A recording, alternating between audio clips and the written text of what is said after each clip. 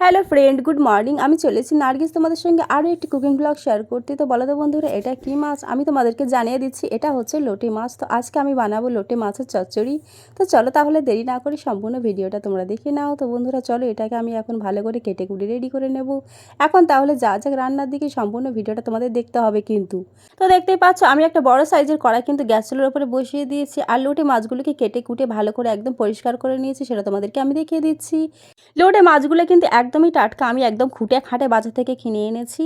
তো মাছগুলো কিন্তু খুবই বড় সাইজের, সেই জন্য আমি এক একটা মাছগুলোকে কিন্তু 3-4 পিস করে কেটে নিয়েছি। তো এগুলো এবার আমি কড়ার মধ্যে দিয়ে দিলাম, দিয়ে দেবো পেঁয়াজের পরিমাণটা একটু বেশি দিয়েছি। আর দিয়ে দেবো 5-6টা মতো কাঁচা ঝাল চেরা আর ধনেপাতা কুচি আর জিরা ও সর্ষে বাটা একটুখানি। আর দিয়ে দেবো সাদা রিফাইন তেল 100 গ্রাম মতো। আর দিয়ে দেবো 2-3 চামচের মতো হলুদের গুঁড়ো ও 1 চামচেরও কম লঙ্কার গুঁড়োটা আমি একটু কম দিলাম, কারণ আমি এতে কাঁচা ঝাল অ্যাড করেছি অনেকগুলো। এইবার স্বাদ মতো লবণ দেওয়ার পরে আমি এটা হাত দিয়ে অনেকক্ষণ ধরে কিন্তু চটকে এইভাবে মিক্স করে নেব। তো বন্ধুরা, তোমাদেরকে আমি সাধারণভাবে লোটে মাছের চচ্চড়ি বানিয়ে দেখাচ্ছি। আরও একটি অন্য ভিডিওতে তোমাদের কিন্তু এই লোটে মাছের অন্য একটি রেসিপি বানিয়ে দেখাবো। তো সেই ভিডিওটা পাওয়ার জন্য অবশ্যই আমার চ্যানেলটি সাবস্ক্রাইব করে রেখো।